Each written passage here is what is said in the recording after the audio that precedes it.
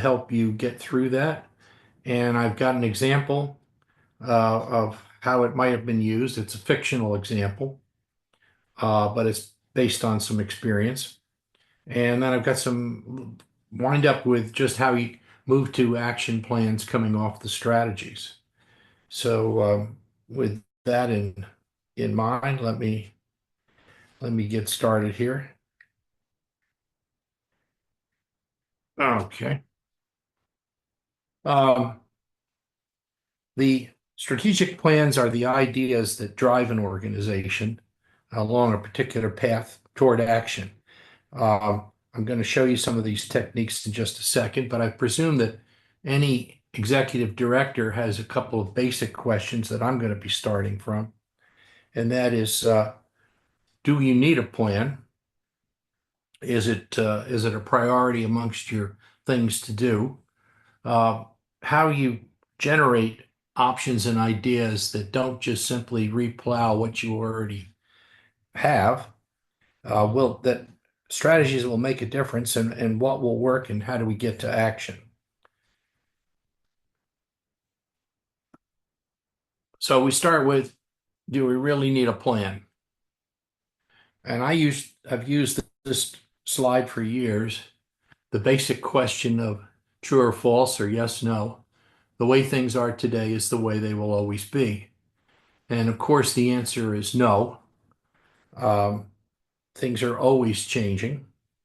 Uh, but we tend to live our lives and drive our businesses as if they aren't going to change. In other words, do we take a pause and take a look at change? And in my experience, I used to work in the innovations group within Exxon, and we were challenging the organization all the time, and an organization that frankly didn't salute change regularly.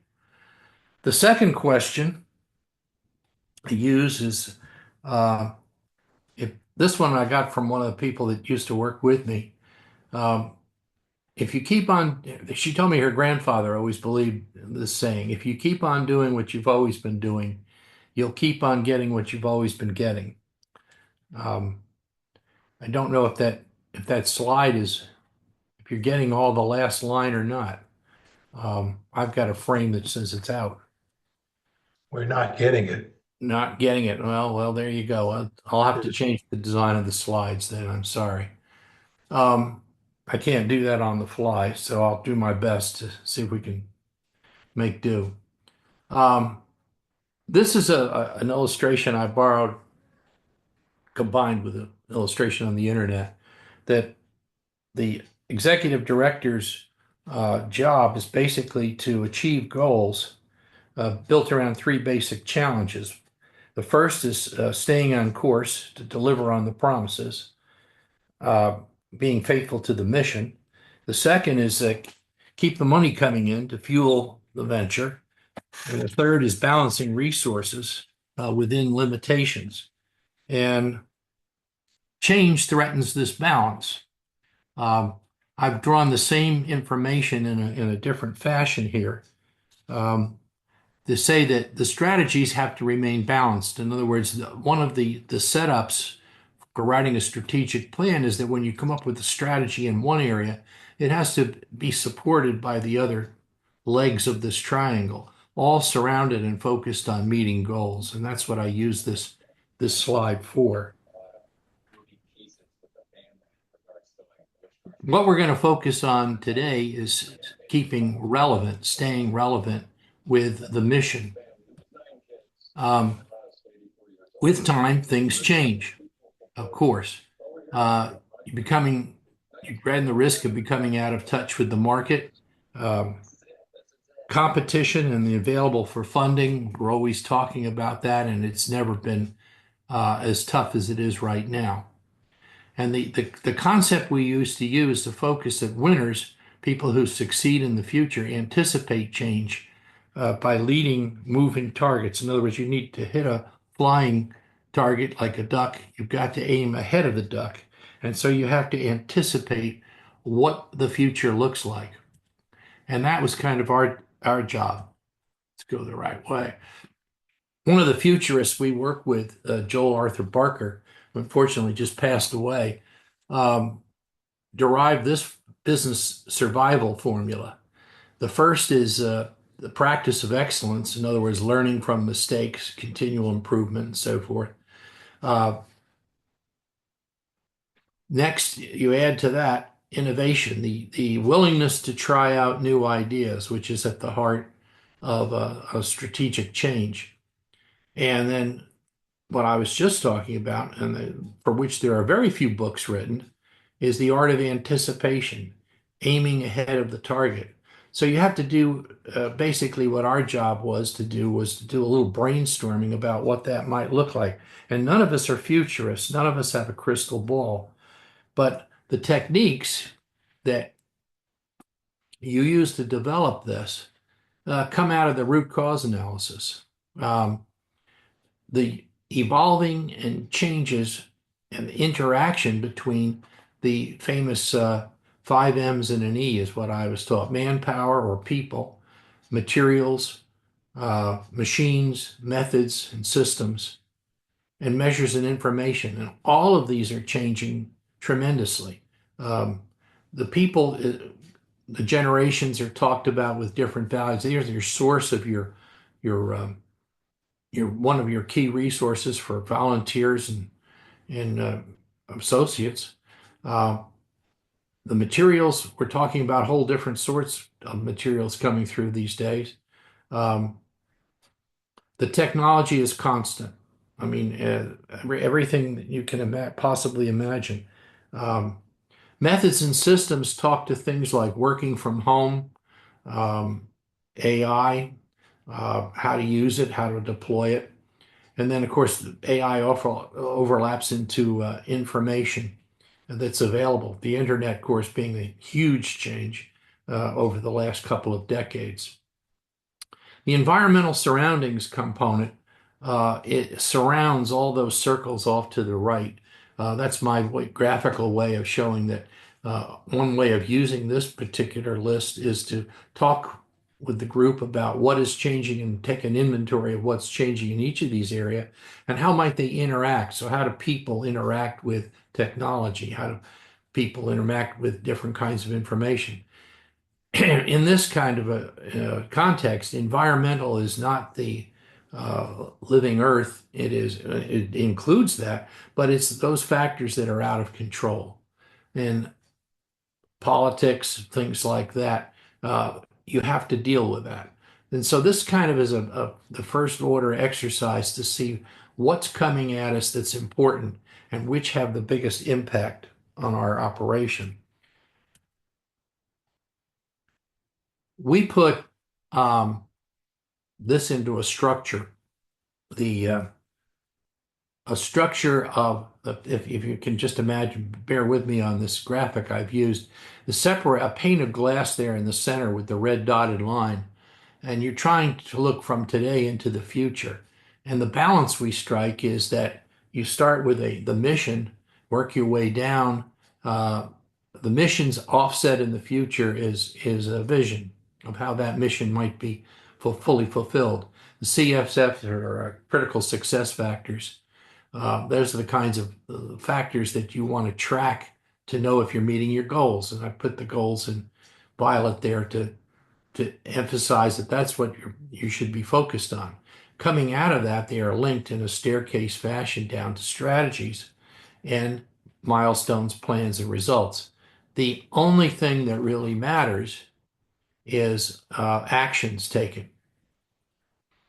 And all of these documents, decisions, whatever, are to drive action. And I consider strategies at the heart of the whole process that's based on current reality there on the left. The point of the gray on the right is that these are results, milestones, and so forth change with time and perspective. Just a way of looking at these documents. A strategic plan is intended to link mission and goals to action.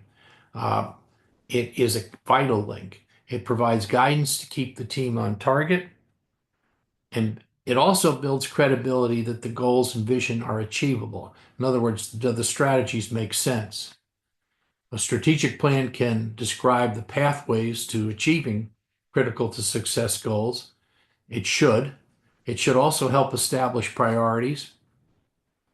In developing a strategic plan, one of the key benefits is to promote alignment and collaboration among the different parts of the organization, with the strategy being a key focus. A good strategic plan can provide contingencies to react to impactful events efficiently if you anticipate them correctly, if they're of a high probability. And they can enable you to prepare and anticipate that change with some kind of alternative strategy, pre-documented. Okay, so if we've decided to create a new strategy, how do we create new strategies? The traditional classic approach was to ask the group to talk about their strengths, weaknesses, and opportunities and threats. And those are fine categories, but they don't produce new ideas. And some of them introduce, well, they haven't produced really productive results in my experience. Uh, Talking about our weaknesses, talking about our threats, kind of limits our approach. In other words, if we really identified these things ahead of time, why would have we not, how are we get in the situation we may be in? What I was trained in, and which I am a proponent of, is creative problem solving. This is kind of a four-step process. It's classical. It goes way back. Um, but we use it basically at that technique. We overlay it on a variety of situations. Basically, it starts with a problem statement where a client defines issues. We then generate, if you will, brainstorm many different options using a variety of different tools and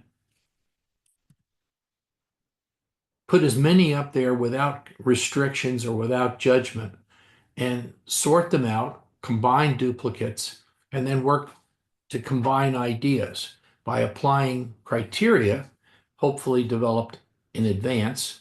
But even if that criteria can be voting by the group to converge and build consensus. So it's a pretty simple process. Generate a lot of stuff, sort it out, talk about it briefly, rank it, rate it, whatever you want to call, prioritize it, build a consensus, and then prioritize it and move forward with the top three solutions. That's based on the 80-20 rule that 80% of the solution will fall within 20% of the output. So the client, they use different tools to provide that. Over on the right, I have an outline of the client defines the issue, and the client actually says the final grace on what the solutions are and summarizes the results.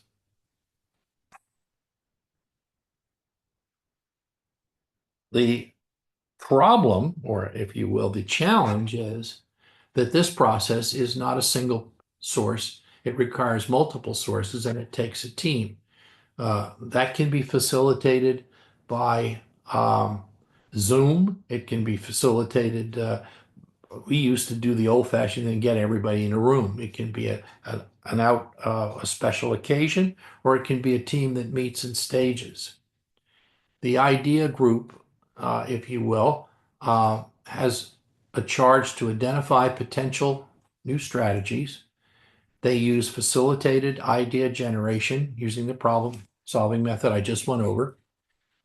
The result can be if they're a team that's going to stay together, you can get team alignment and ownership of the results without the boss projecting his ideas strictly on the group. A lot of people find this interesting is that the group membership, and I apologize for the last line if that's cut off. There are two kinds of folks that you need in this group, and you need to balance their membership. We actually tested a large group of candidates for members in groups like this, and categorize their personalities, and you've got to be careful here. I'm not reading bad and good into this. This is just the types of personalities. The ones on the left, innovators, are comfortable generating ideas. Their personalities tend to be undisciplined. They like to uncover problems.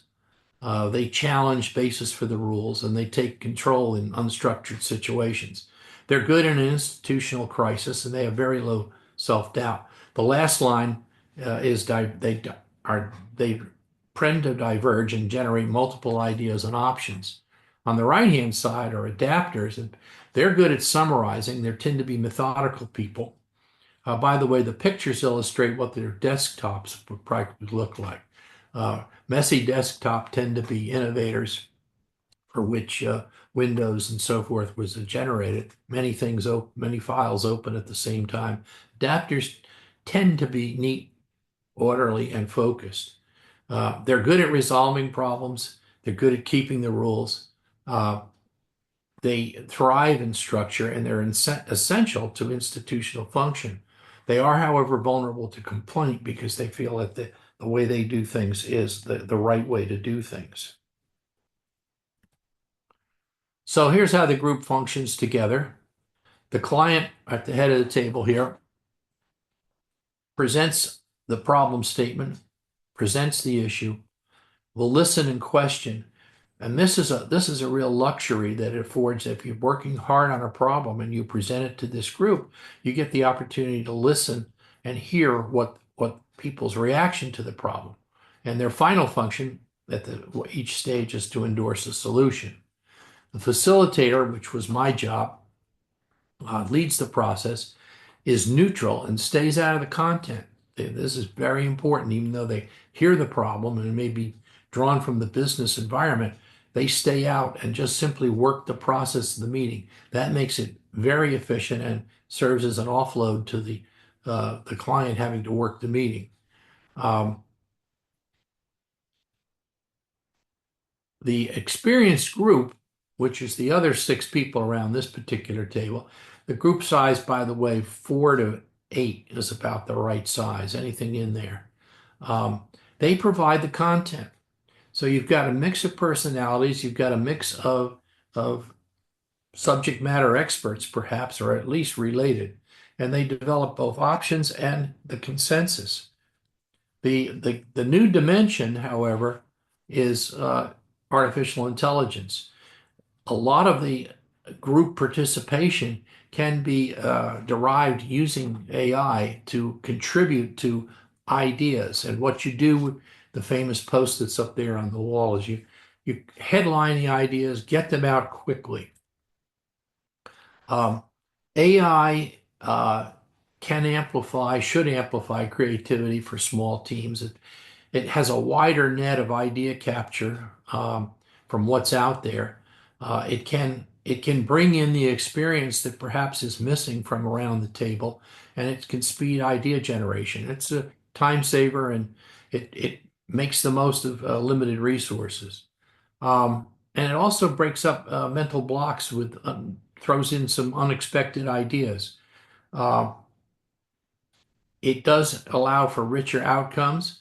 Um, as a co-creator, it kind of has a place at the table. So you might have to create a position of somebody feeding in the questions and reading back the answers.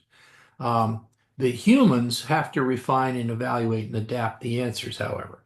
Human judgment is required, and the last line is that authentic, relevant, and bias-free ideas are important. So my limited experience with this, and it's limited, is that you're going to have to modify it, but you can say, well, here's what AI says, and what can you do on top of that, or what could you investigate? When you have one of these meetings, it's very important from a time saving and energy saving standpoint that the following kind of, I call them rules, but they're guidelines. First of all, generate a lot of quantity. You headline ideas, put them up there. Don't be held back. No, you maintain a pin mindset. In other words, you make a comment. Um, considering the what the person has put up there, it isn't time to make a judgment on it. You stress what's positive if you make a comment. You stress what's interesting long before you make any negative comment. And that's to keep the ideas flowing up to the front of the room. Um, you minimize war stories. You honor side issues with a parking lot technique, which is to say, we'll talk about that later, and you post that on a separate uh, recording. Um, and you keep your aim, of course, on the original problem statement that the client introduced.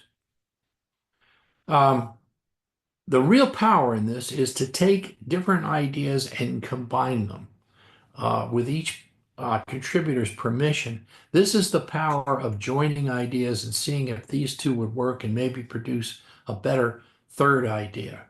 And we use the 80-20 rule to prioritize the results.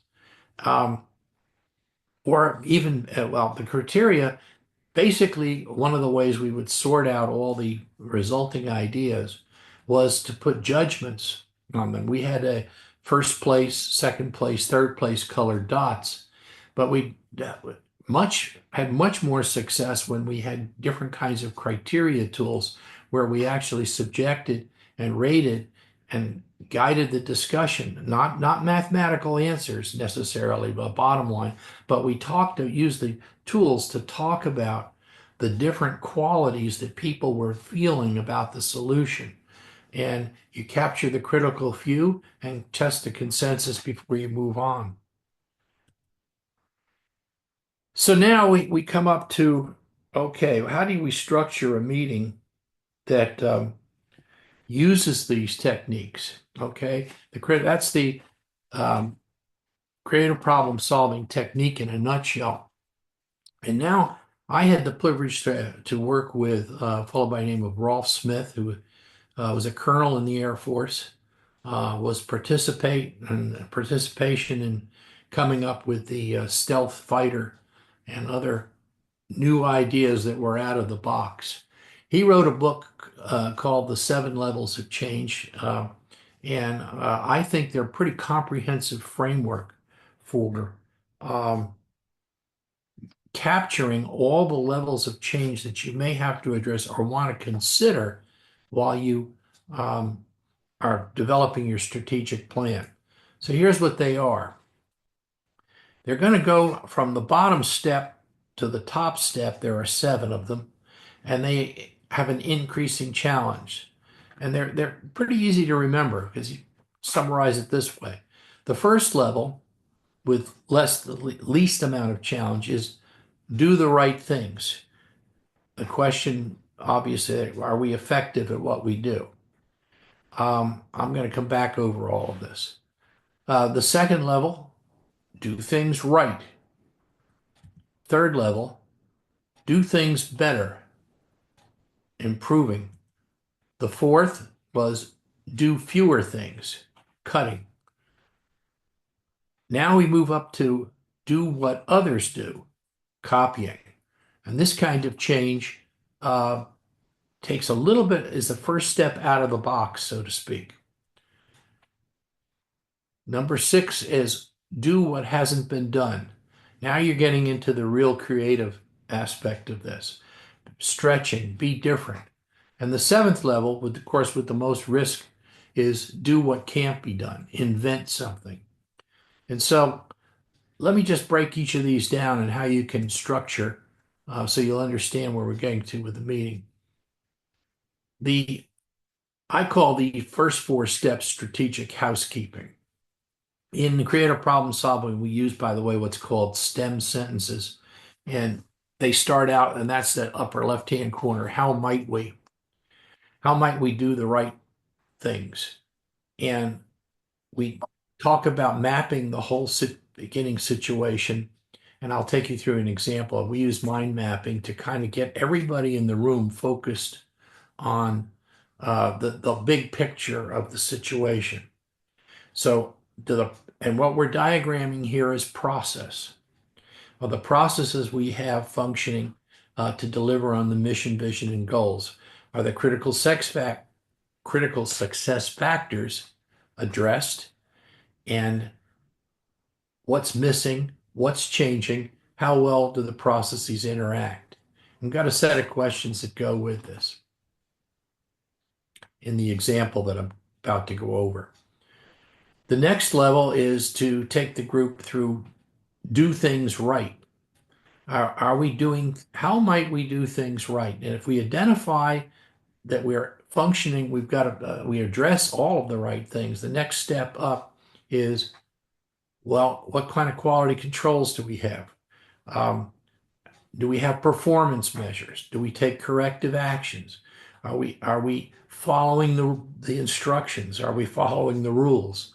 How do we manage that? What does the customer feedback tell us of the processes that are failing?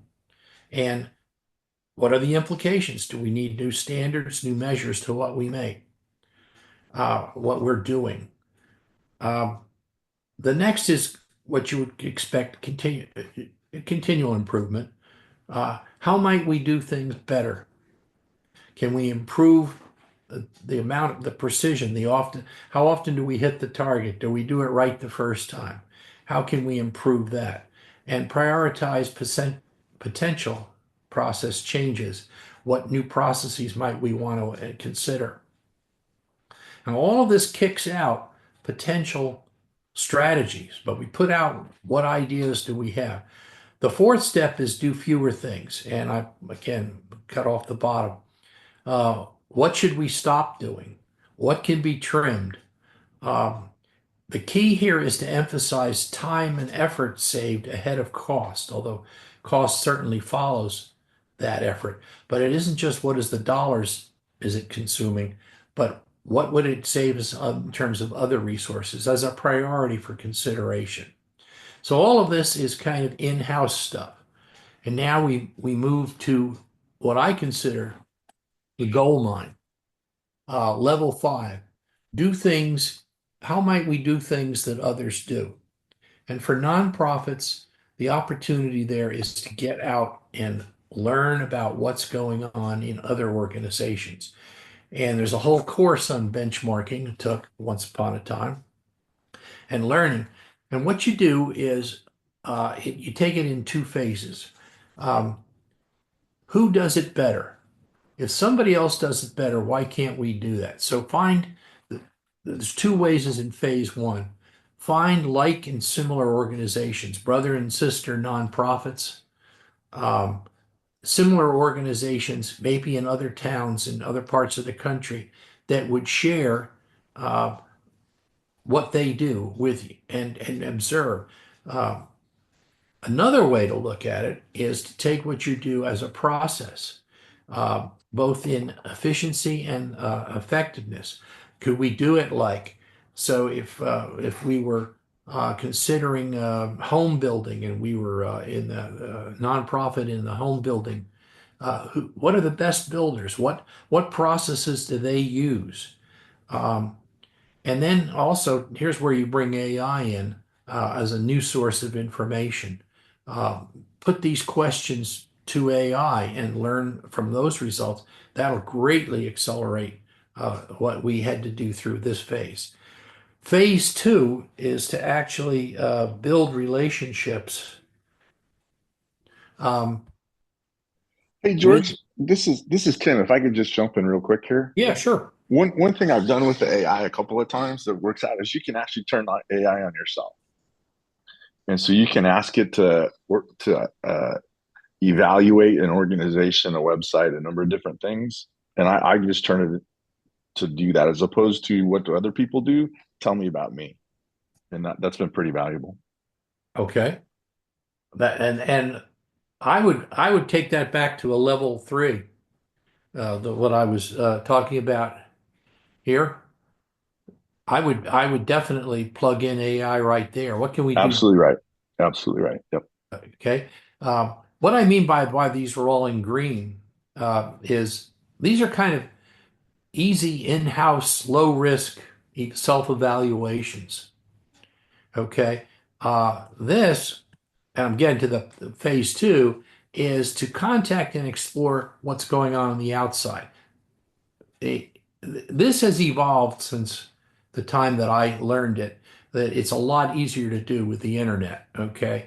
But the most productive time I've ever spent in Exxon was when we visited Procter and Gamble and Bristol Myers and the Red Cross and Johnson and Johnson and the Blood Center here in Houston, and we asked them process questions, nothing to do with manufacturing of oil or chemicals, but just talk process.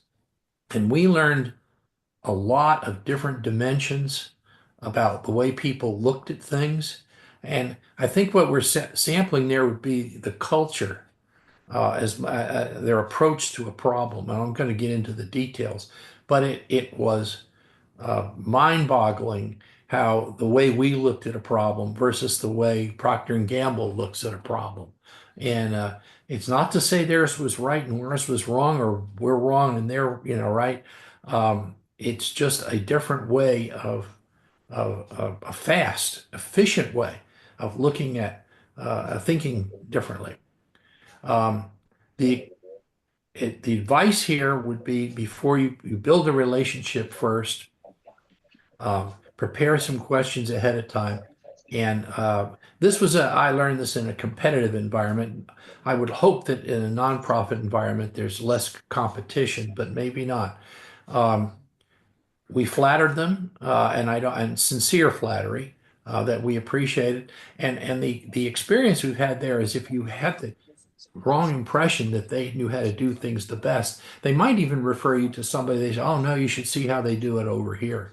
And so this led to visits, target questions applied. We had an agenda appointment. We don't want to waste their time. We get in and get out. However, practice listening, active listening. Be sure and cast a wide net. My experience here is that the learning you walk away with, it was totally unexpected. The thing that uh, the aha moment was not at all what was on our question list. We learned a lot more from the unexpected, and then of course politely thank them and stay open for future. My experience with some nonprofits who tried this is they made leaps and bounds um, in gaining sister organizations in other towns that were doing things. Well, built their confidence that it could be done. So this is a really great step. Um, then I want to shift gears a little bit to the step 6 and 7. A great thought begins by seeing something differently with a shift of the mind's eye. Here's where you do some actual brainstorming. I put 6 and 7 together because the difference between how might we do things that haven't been done and how might we do things that can't be done is not that difference. The About the total collection here, this is going to represent about 5% of the output. All the other steps represent the balance. The first four, by the way, represent about 67% of the ideas that are generated. And those are not statistics I can defend with precision, Oh, yeah. but this is a stretch. And if you go into this recognizing that this is a stretch, and it's a challenge. Um, the group participation, the innovators like to generate, the adapters will summarize, hold off judgment, follow those rules, generate what can be done. I used to illustrate this, by the way, with the cartoon there, which the caption is cut off. Fortunately, I rewrote it. It says, hey, they're lighting their arrows. Can they do that? And that's the kind of aha moment when you see.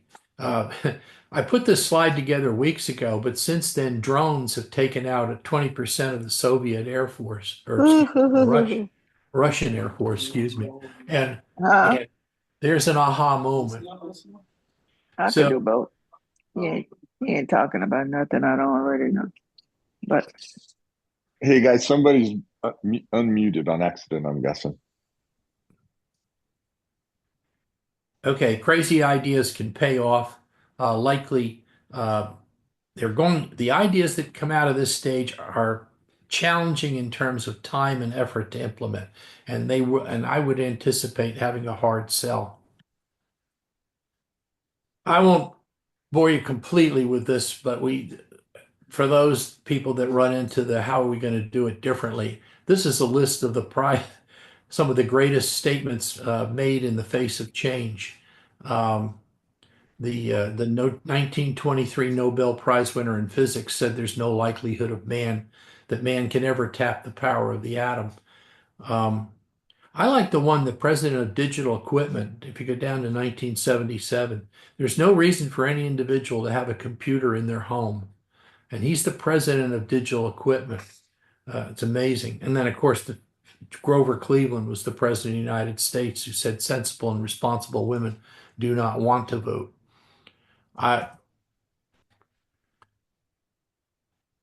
Here is some of the tools that we use at this stage.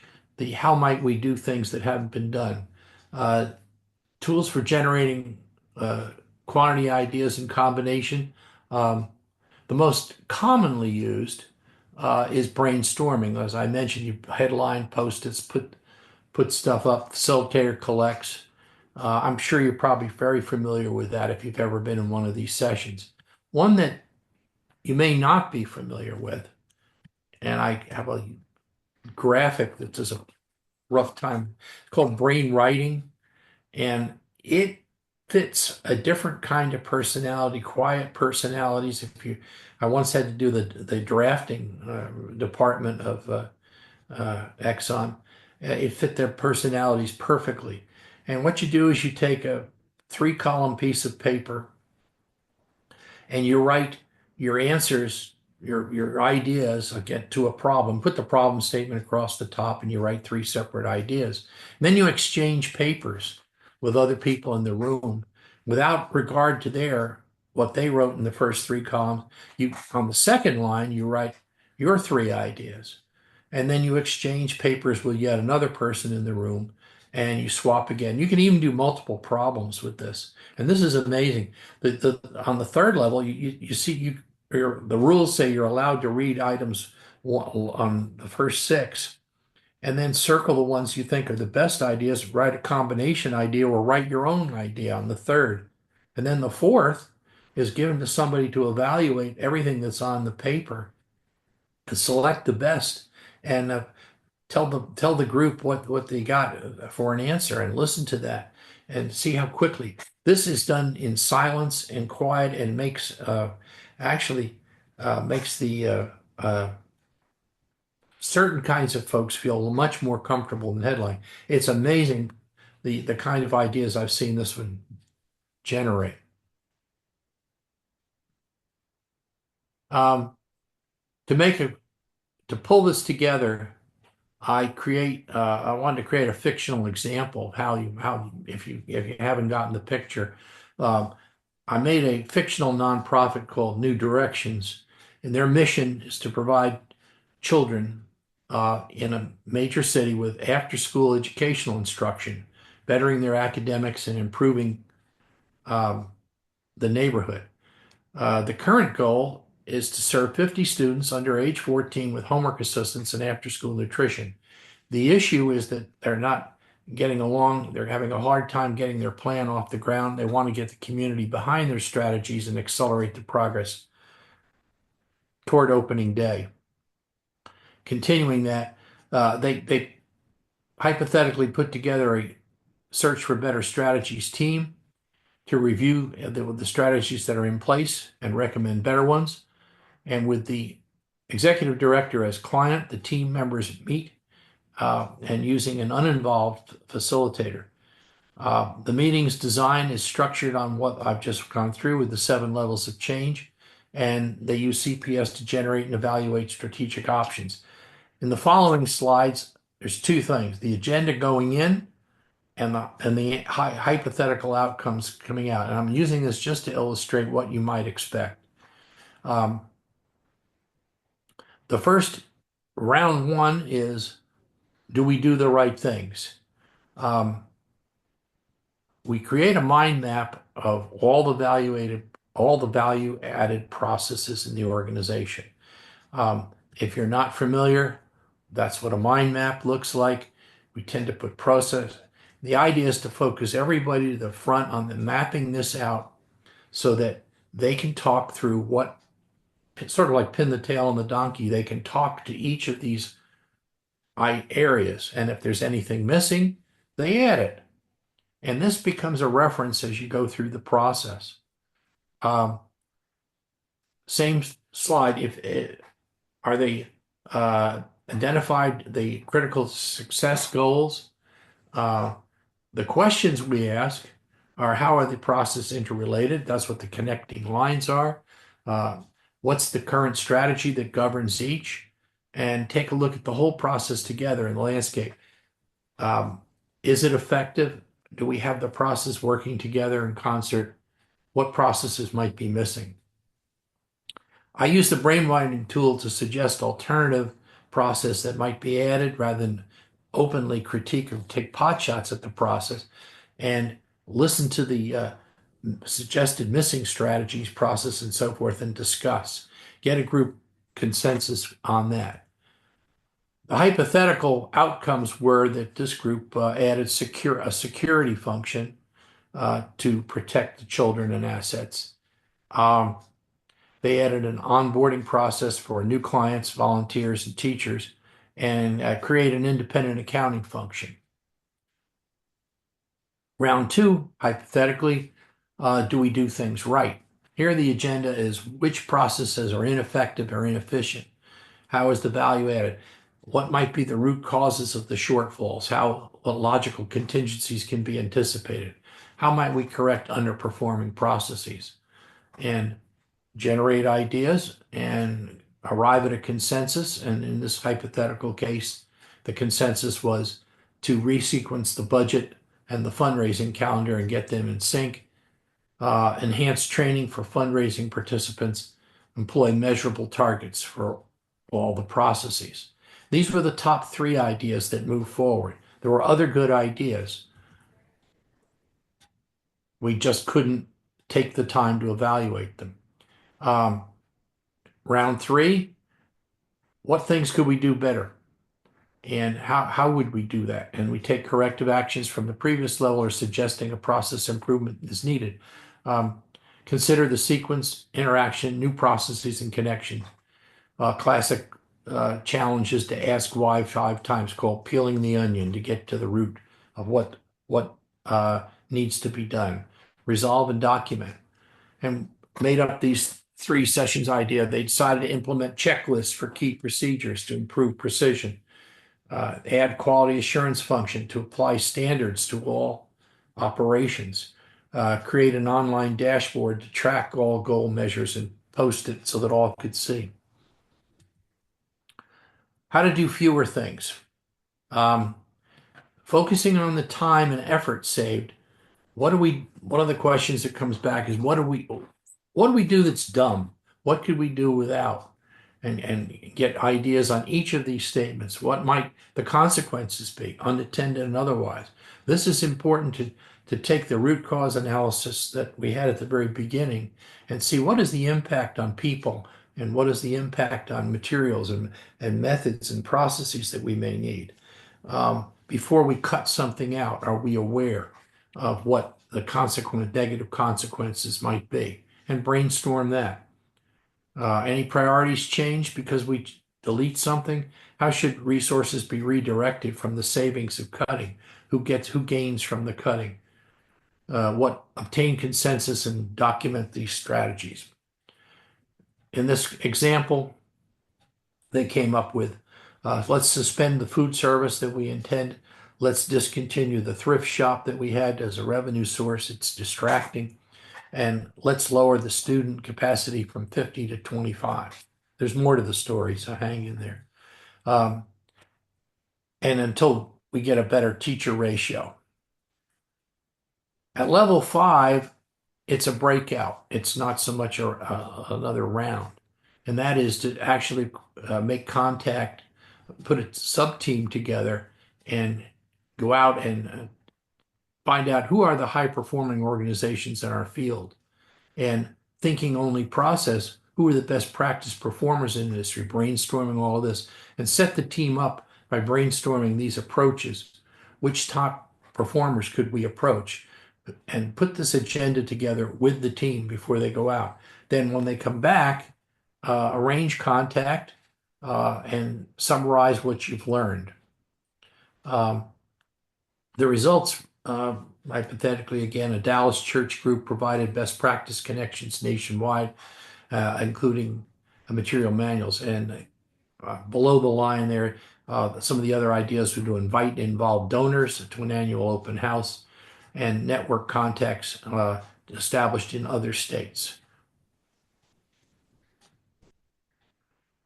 At round 6, do things that have not been done. The questions to brainstorm, what are the inventory of unsolved problems? One of the key things that determines whether you're ripe for a paradigm shift is the history of unsolved problems. The inventory is growing. When you see a problem ramping up, that's when they're susceptible to change. What might be the craziest ideas for our situation? I had experience with that kind of question, putting it in front of people that had astounding results at the time. Somebody put a crazy idea out, which was absolutely crazy, but somebody jumped on it and said, yeah, but bringing it back to our situation, here's what we could do. Back in the old days, it was the birthplace of selling donuts out of service stations. It was one of the ideas that somebody put out there, as I recall, was growing tacos on trees, which was ridiculous. But somebody said, you know what, though, we could sell tacos out of service stations. And that eventually led to a contract with Dunkin' Donuts, not selling tacos. If we could reinvent our organization, how would it look? That's another issue. Each of these issues can be put in front of the team to brainstorm. Then what strategies might pop out of that? And then there's one, how to overcome organizational resistance in launching significant changes. That's a real diamond. Hypothetical answers here, partnership with a local fast food chain to prepare meals, split the program between Zoom and video instead of just all on-site homework preparation, and create visitation program between sister programs. Do things that can't be done, totally out of the box suggestion. What are the most promising possibilities? And you challenge people to come up with those crazy ideas. I launch a phone app to connect courses to students and mutually track progress. Push progress reports to donors via phone. Recruit and invite celebrities as guests. I might mention as an aside here, the temptation would be to do this one or two people together. In just working solo, trying to come up with these answers, I realized how limited my thinking was and how much in the box doing it myself. So I kind of recommend you don't. The ideas of other people are really what stimulates this creative round. Anyway, now what? Well, back to the picture where strategies are at the center of attention. Again, nothing happens. All that really matters is what action is taken. And so let me wrap up and give you a quick tool for converting strategies into action plans. And we've covered a lot of territory in a little time, but bear with me on this. You take the proposed strategy, and on the green column, if you will, you create a work product that who might be the helpful people, what might be helpful things, best locations. You see who, what, where, when, why, down to the first 5. Okay, and what are some of the best procedures? Then jump over, if you will, brainstorming all this, pulling this out of the group. Now go to list 2 on the far right, pink, and think in the negative. Who might limit this? What could hinder this? Where are inappropriate locations to implement this? when are the times to avoid, and and draw out of this proposed strategy all the weak spots, then merge that to list three in the middle. And then the question is, how might we overcome what's in column number two? How might we avoid limits? How might we avoid issues? What's a compromise location? How might we improve timing? How might we remove objections? The neat thing out of this is if you take those columns one, the green, and column three, the yellow, and distill them, you combine all of these, and you can make a fairly quick action plan. Of course, what's missing on below the line is my star for AI. AI is a great one to ask right here. And Tim, that's kind of the way we addressed what your comment was how to turn it against, how to brainstorm against what you come up with and find the weak spots in it. So we didn't have AI, but it looks to me like it'd be a really powerful tool. I'm going to wrap up this and just give you some tips. And if you use this process, which I understand is quite an undertaking, one of the key things I learned coming away from this is when you get into this situation, develop your criteria early. Talk about what would a winning strategy have in it. Of course, it will have I put the diagram, the relevance and meet goals again below the line, to keep that in mind in terms of developing criteria. When all's said and done, the strategy has to be able to be funded, it has to be resourced, and it has to achieve meeting the goals. It has to be consistent with meeting the goals. And so that if you put that criteria first, it takes away a lot of the angst that people have about a new idea and having to defend a new idea. You can then go off and have crazy ideas and evaluate it later. You want to focus on the critical few to save time, but you also want to be mindful of the unintended consequences of the strategy. So again, it requires some careful evaluation. The time saving is the key. Don't get into war stories and debate. Just conserve energy, surface the answers, and then use that last step there to get action plans. So I ripped through this. One final word. A few years back, you might be interested if you're considering documenting your strategies. Charity Navigator did uh, a survey to say what did potential donors think is the most effective indicators of a potential success of a nonprofit. And while impact on the problem was the number one, the number two was the cost and the strategy and the cost. And I think that's very interesting that the evidence of the organization's leadership, planning, innovation, that they have a strategy for achieving their mission. So don't sell it short in terms of creating a strategic plan. And with that, I would be happy to take your questions. I'll take this off the slide screen.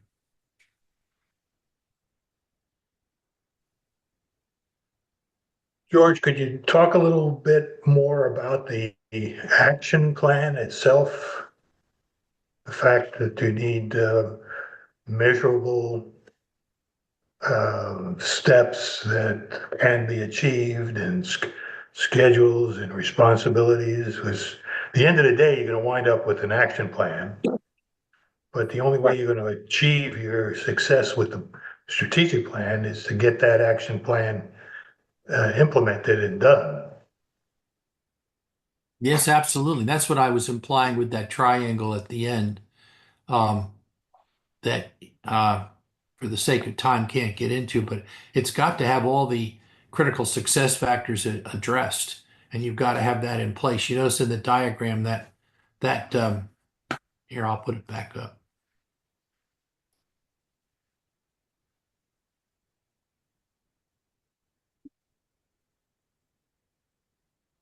You see that? The critical success factors predominate on top, have to be applied to the strategies. I mean, I just way I show it graphically and concatenate into the plans. Um, that's just my, absolutely, that has to be there. Um, and that's part of the sifting through the criteria of what are good ideas, but how would you measure and so forth. Um, that's the diagram that was below the line. I apologize. The difference between old and new. Um, and that's what I meant by that diagram is that these all of these things, maybe if the focus is on staying relevant and dealing with change, they have to be the critical success factors are built around can we fund it and can we man it? So do Well, you want to elaborate?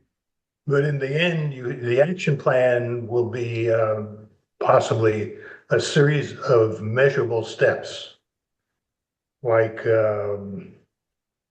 we need to get more clients for the nonprofit, and within a certain framework, a certain time frame, and then you would have to identify who's going to do it. What I have Right. found one of the weaknesses in strategic planning that I have gone through with clients is you spend a lot of time coming up with the action plan, and then it stops. Yeah. And there's no volunteers or assignment as to who or what group is going to do that. When are they going to get it done? And then how is the board or some strategic planning group going to measure where you are as you move ahead? Because I had a client one time, we did a strategic plan for them, and then 3 years later they came back and they said they want to upgrade or do a new strategic plan. And I said, well, where do you stand on what was uh, enumerated in the first plan? And they had no idea. Well, They went back and checked it and they found out they had done 85% of what they said they would do. But when we asked the question, they didn't know. well, that's what I apologize if it wasn't clear. That's what I meant by this step right here. You've got you don't have a strategy plan unless you fill out who's going to do it and where are they going to what are they going to do and where and so when how when why and get on with it. Um, and that has to be completed to otherwise you've just got some interesting strategies on the wall and doesn't accomplish anything. I agree. Yeah. Any thoughts? This is Tim. I agree with you, George and Bert. I think I attribute that to what I call user error. That's not the strategy's problem, right? That's people not doing it right. I would suggest to put in your pocket, Bert. That's offering S should consider is strategies execution support because that it's not limited. That error problem is not limited to nonprofits. Yeah, that's right. And we don't, and right now, I'm talking as the executive director of ESH. We do not now offer support in carrying out the strategic plan. We go through and help with going through and preparing the strategic plan, and we're available to answer questions and assist. But usually the clients say, well, thank you very much, and I will take it from here. And I think we need to promote a little more about, or maybe a lot more about how we can help the implementation of these plans. Yeah, that's right. I think that's a big area of future growth potentially because that's where the money is. It's in the execution. Absolutely.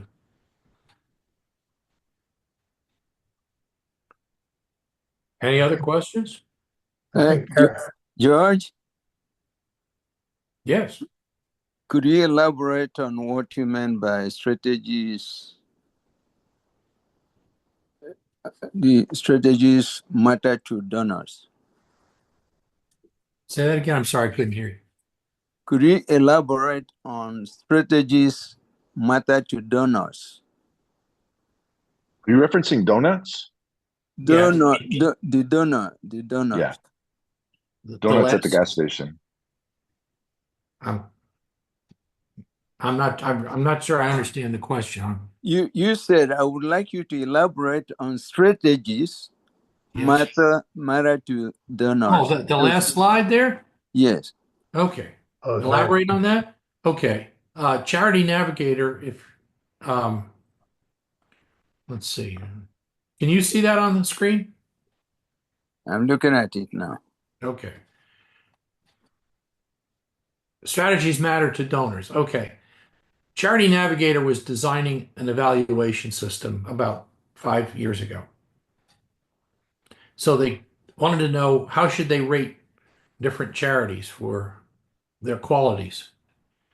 And they wanted to put a weight on those qualities. And they said, well, how do you judge the effect? They asked a whole bunch of donors, when you're looking at a charity, a nonprofit, what weight do you put on their effectiveness? Rank their weight, 1, 2, 3, 4, 5.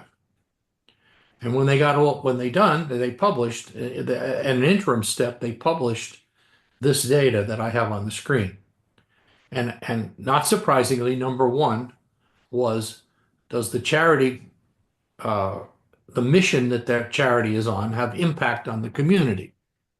But since almost all of them, all the nonprofits they were considering donating to, hadn't fulfilled their mission, of course, they put strategy number two, which was, in other words, did they have something documented that said that they had thought through about how they were going to approach the problem? So if the first line impact that's the mission promise, that we're going to cure this problem in the community, the next most important thing to them was, well, it was a tie with outcome cost. That the next most important thing was, well, how are you going to do that? And then the next, and tied with that was, how cost effective are you at doing that? Are you going to collect? What can you do with my donation to make something happen? Can you feed 100 people? Can you feed 1,000 people? Whatever. But to say you were going to feed people wasn't enough. They said, well, I think a logical question. How are you going to do that? Below that was financial stability, the accounting kind of things, their reputation, policies that they had, and so forth, other attributes. But the first two were impact and how you're going to do it. And the more credible strategies had impact on those donors. And then the Charity Navigator went ahead and designed a ranking rating system that they have online. If you're not familiar, you can go online and look up any 501c3 and learn about what their financial performance is and this rating system. Does that answer your question? Yes, it's getting clearer. Thank you. And the NISH, in fact, can help nonprofits in all of these areas. So we've got the capability, the impact is what you do as a nonprofit with your clients that you serve. So that's your direct relationship with them. But certainly we can help you in all those areas. Carol had a question. Do you mentor one-on-one for strategic planning? Well, really, if you're doing strategic planning, you need a planning team. And we can talk to an individual, to you, or to anybody specifically about strategic planning. But if you're going to do strategic planning, you can't do it with one person. You've got to have a team to do it.